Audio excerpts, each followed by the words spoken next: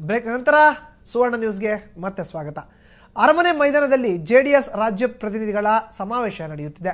ಮಾಜಿ ಪ್ರಧಾನಿ ದೇವೇಗೌಡ, ಕುಮಾರಸ್ವಾಮಿ, ಹಾಲಿ ಮತ್ತು ಮಾಜಿ ಶಾಸಕರು ಸಮಾವೇಶದಲ್ಲಿ ಭಾಗಿಯಾಗಿದ್ದಾರೆ.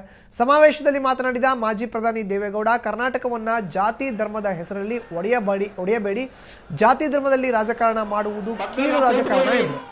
ಇದು ಅಹಿಂದ ಸಭೆಯಲ್ಲ, ನಾವು ಜನರನ್ನ ಹಣ ಕೊಟ್ಟು ಕರೆಸಿಲ್ಲ, ಹಣದಿಂದ ಚುನಾವಣೆ ಗೆಲ್ಲಲು ಸಾಧ್ಯವಿಲ್ಲ.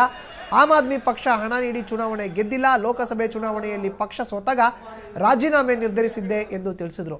ಈ ಪಕ್ಷದಿಂದ ಬೆಳೆದವರು ಮನೆ ಬಿಟ್ಟು ಹೋಗಿದ್ದಾರೆ. ಈ ಪಕ್ಷದ ಭವಿಷ್ಯ ಇಂದು ನಿರ್ಧಾರವಾಗಬೇಕು ಎಂದು ತಿಳಿಸಿದರು.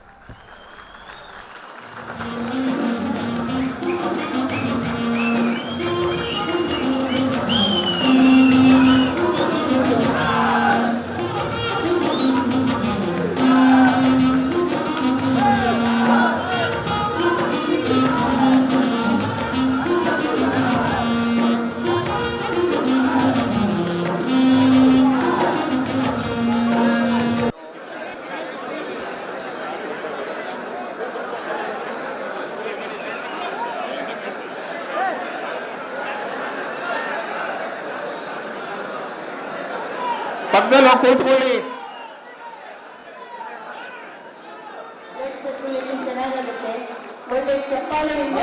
ಮಾಧ್ಯಮ ಮತ್ತು ಪತ್ರಕರ್ತರಿಗೆ ಬೇಕಾದ ಕ್ಷಣಗಳಲ್ಲಿ ನಾವು ಕೂತ್ಕೊಂಡು ಕಾರ್ಯಕ್ರಮ.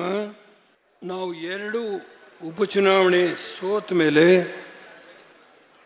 ಮಂಡ್ಯ ಮತ್ತು ಬೆಂಗಳೂರು ಗ್ರಾಮಾಂತರ ಈ 2 ಕಡೆ ಸೋತ ಮೇಲೆ ನಮ್ಮ ಪಕ್ಷಕ್ಕೆ ಮತ್ತೊಮ್ಮೆ ಚೈತನ್ಯವನ್ನು ತಂದು ಕೊಡಬೇಕು ಅನ್ನೋ ದೃಷ್ಟಿಯಿಂದ ನೀವ್ಯಾರು ಪಕ್ಷಕ್ಕೆ ದುಡಿದು ಈ ಪಕ್ಷವನ್ನು ಬೆಳೆಸ್ಕೊಂಡು ಬಂದಿದ್ದೀರೋ ಅವರೆಲ್ಲರ ಒಂದು ಸಭೆಯನ್ನ ಇವತ್ತು ಬೆಂಗಳೂರಿನಲ್ಲಿ ಏರ್ಪಾಡು ಮಾಡಿದ್ದೇವೆ.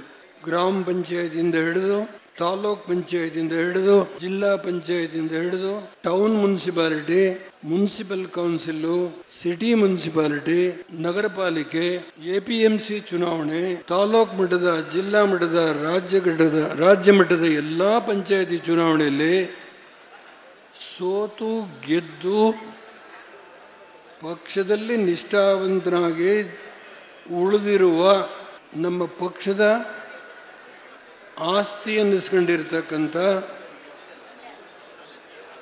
ಕಾರ್ಯಕರ್ತರ ಸಮಾವೇಶ ಮೊದಲನೇ ಬಾರಿಗೆ ನಡೆಯೋದು. ಇಲ್ಲಿ ಯಾರ ಹೆಸರನ್ನು ಹೇಳಬೇಕಾದಿಲ್ಲ, ಯಾರ ಹೆಸರನ್ನು ಕೂಗಿ ಸಿಳ್ಳೆ ಹೊಡಿಬೇಕಾದಿಲ್ಲ. ದೇಶದ ವ್ಯವಸ್ಥೆ ನಾಶ ಆಗಿದೆ. ಈ ದೇಶವನ್ನು ಉಳಿಸಬೇಕು ಅನ್ನೋ ಪುಣ್ಯ